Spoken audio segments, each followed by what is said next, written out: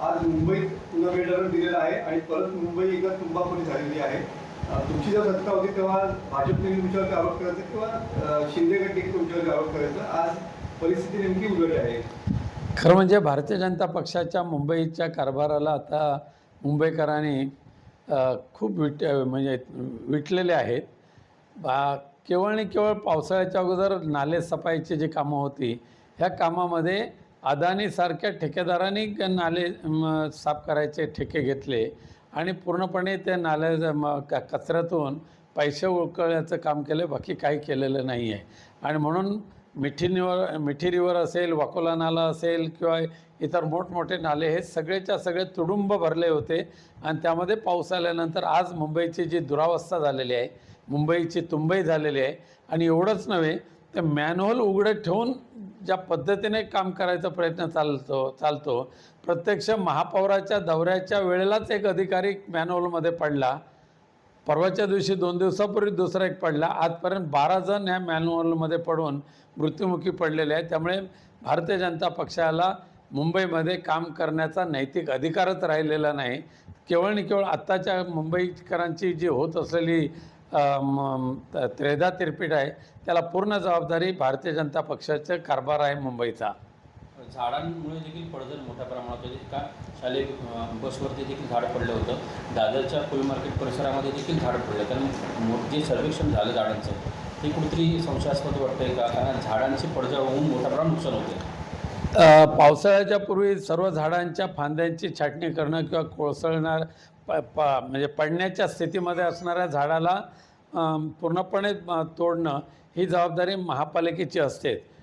शेकडोच्या संख्येने आज झाडं अशी आहेत की ती कधी पडू शकतात, कधी अपघात होऊ शकतो, परंतु दुर्दैवाने महापालिकेच्या अधिकाऱ्यांनी त्याकडे दुर्लक्ष केलं। म्हणूनच त्या दिवशी एका निरपराध छोट्या शाळकरी मुलाला आपला जीव गमवावा लागला।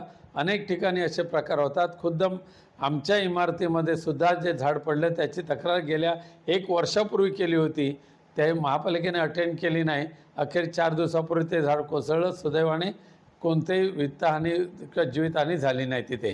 त्यामुळे महामार्गाची तारीख सध्या चालू आहे आणि मुंबई गोवा महामार्गाच्या कामाचं कुठेतरी निकृष्ट दर्जाला समोर येतं, कारण भिंती ज्या आहेत संरक्षक भिंती त्या बऱ्याच ठिकाणी कोसळण्याच्या घटना घडतात, त्यामुळे कुठेतरी मोठी दुर्घटना होण्याची शक्यता निर्माण होते। नक्कीच होते।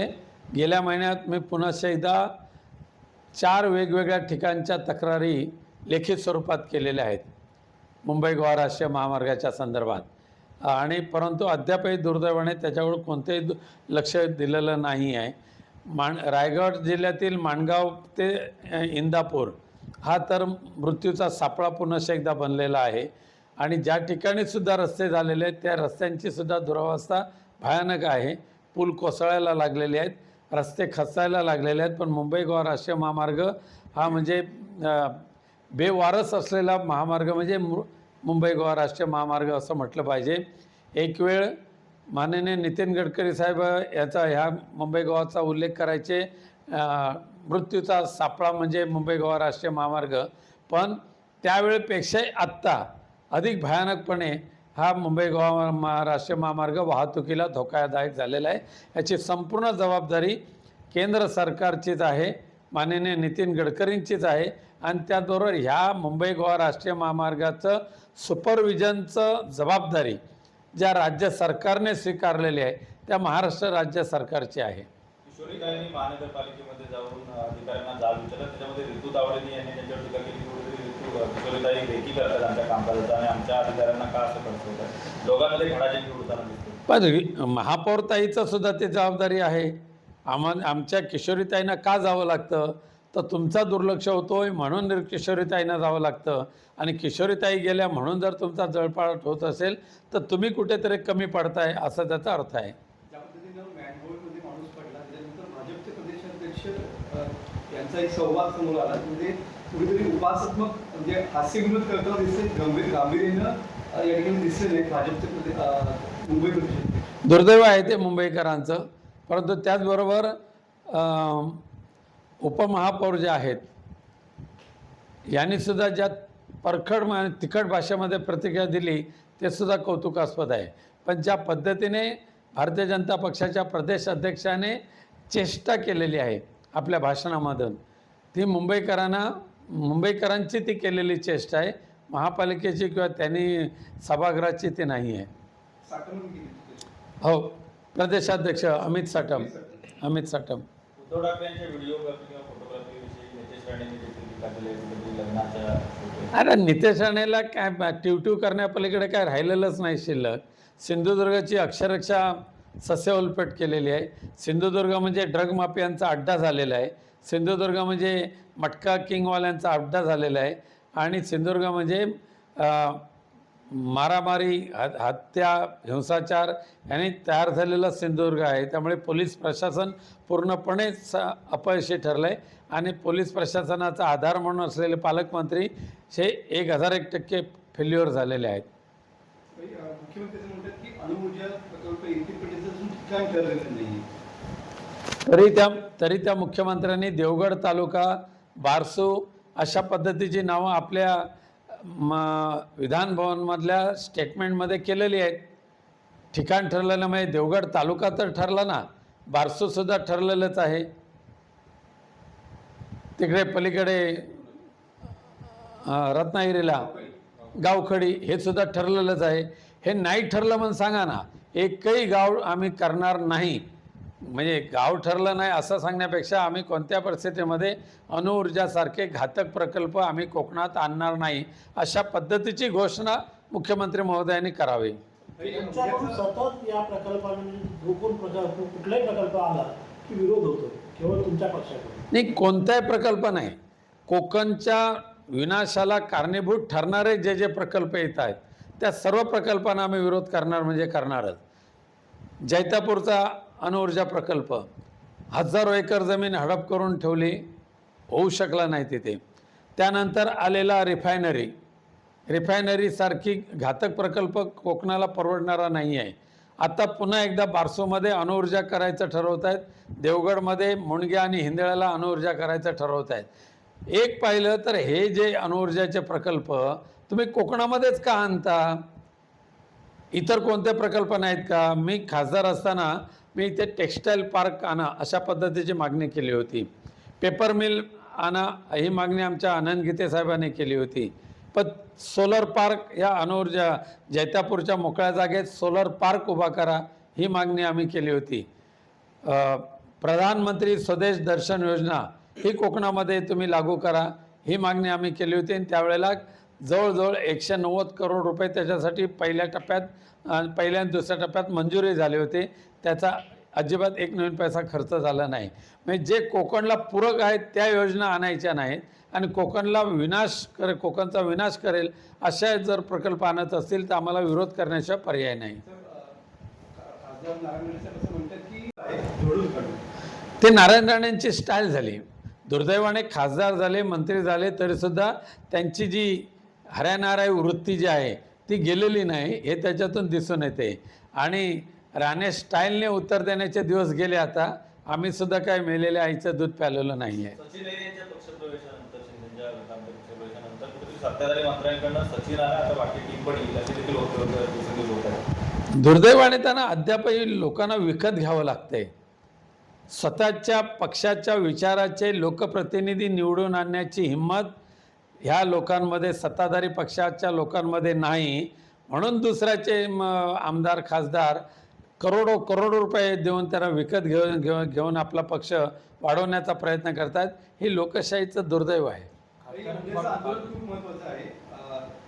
या ठिकाणी उद्धव ठाकरे साहेब स्वतः मंदिरात जाऊन या ठिकाणी पूजा करणार आहेत आणि रामरक्षा देखील म्हणणार आहेत. त्याचं आंदोलन नेमकं काय असणार, कसं असणार आहे? भारतीय जनता पक्षाने जय श्रीरामाचा जयघोष करीत ह्या देशामध्ये 10 वर्ष राज्य केलेलं आहे. आणि त्यामुळे दुर्दैवाने त्याच जय श्रीरामाच्या खजिन्यावर डल्ला ज्या पद्धतीने मारला जातोय हे पाहिल्यानंतर आता राम बचाव आंदोलन करण्याशिवाय पर्याय राहिलेला नाही आहे. करोडो रुपयाचा म्हणजे दानपेटीतून चोरले गेले. त्यानंतर ज्या सोन्याच्या हिऱ्याच्या विटा पाठवल्या होत्या त्याच्यापैकी जवळजवळ 1250 विटा चोरल्या गेल्या. आणि त्यामुळे रामाला चोरण्याची प्रवृत्ती जी आता वाढलेली आहे त्याच्या विरोधात माननीय पक्षप्रमुख शिवसेना पक्षप्रमुख उद्धवजी ठाकरे साहेबांनी उद्यापासून संपूर्ण महाराष्ट्रामध्ये आंदोलन चालू करायचं ठरवलेलं आहे. उद्या मुंबईमध्ये ठीक 4 वाजता दादरच्या हनुमान गोल मंदिरामध्ये विसावा हॉटेलच्या समोर आम्ही महाआरतीचं आयोजन केलेलं आहे. त्या ठिकाणी रामरक्षाचं वाचन केलं जाईल, हनुमान स्तोत्र वाचलं जाईल, हनुमान चालिसाचं सामुदायिक पठण केलं जाईल आणि हे जे संपूर्ण राम वाचवा अभियान संपूर्ण महाराष्ट्रामध्ये आणि देशामध्ये मोठ्या प्रमाणात राबवलं जाईल. तर गेल्या काही वर्षाला पूरक व्यवसाय असे येत नाही, म्हणजे जे प्रकल्प येतात ते मारकच असतात. त्याचं नेमकं काय कारण आहे की कारण कोकणासाठी पूरक व्यवसाय आहे? परप्रांतीय भूमाफियांनी ज्या पद्धतीने कोकणातल्या जमिनी घेतलेल्या आहेत, अगदी दोडामार्गपासून ते दापोलीपर्यंत नव्हे तर पालघरपर्यंत ज्या पद्धतीने परप्रांतीय भूमाफियांनी कोकणची भूमी हडप केलेली आहे, त्या परप्रांतीय भूमाफियांचं भलं करण्यासाठी असे प्रकल्प आणायचे आणि त्या जागेला सोन्याचा भाव प्राप्त करून त्यांच्या तुंबड्या भरायच्या, यासाठी हे प्रकल्प आणायचा घातला जातो आहे. कोकणवासांच्या माती प्रकल्प मारले जातात. कोकणला संपवण्याचं हे दुष्टचक्र या सध्याच्या सत्ताधाऱ्यांकडून केलं जातं आहे. कोकणाला चांगला समुद्रकिनारा, निसर्ग सौंदर्य, पण अशा जर पर्यटन व्यवसाय या ठिकाणी जर वाढायला लागला तर कुठल्या तरी ग्रामीण पर्यटन असेल, शहरी पर्यटन असेल, पुढे चालना मिळेल तशा पद्धतीचे प्रकल्प आणावे. सुदैवाने रत्नागिरी आणि सिंधुदुर्ग हा 12माही पर्यटनाचा दोन्ही जिल्हे आहेत. 12माही. इतरत्र देशामध्ये जे पर्यटक आहेत ते सिझनेबल आहेत, पण कोकण आणि सिंधुदुर्ग आणि रत्नागिरी हे 12माही पर्यटनाचे आहेत. या ठिकाणी 12माही पर्यटनाच्या दृष्टिकोनातून योजना आखल्या तर कोणत्याही मोठ्या प्रकल्पाची गरज नाही आहे. आज स्कुबा डायव्हिंगसारखे प्रकल्प पूर्ण कोकणामध्ये चालू झाले तर त्यावर काम करणारा युवकाला दर महिन्याला किमान 1 लाख रुपये तो कमाई करू शकतो. हे आमच्या मालवण देवबागमध्ये दाखवून दिलेलं आहे. गेल्या काही वर्षामध्ये गोव्यापेक्षा कोकणाकडे पर्यटकांचा कल वाढलेला आहे. कारण एअर इंडिंग असेल किंवा विकेंड असेल त्यावेळेला पर्यटक हे मोठ्या संख्येने कोकणामध्ये दाखल होतात. कारण कोकणातलं खास करून सौंदर्य जे आहे ते गोव्यामध्ये नाही आहे. गोव्याची संस्कृती आणि कोकणची संस्कृती याच्यामध्ये जमीन आसमानाचा फरक आहे. इथल्या लोकांचं आदरातिथ्य हे अत्यंत वाखाणण्यासारखं आहे आणि निर्भयपणे आम्ही कोकणामध्ये वावरू शकतो, राहू शकतो, ही भावना पर्यटकांमध्ये आहे. म्हणून कोकणामध्ये येणाऱ्यांची संख्या वाढलेली आहे.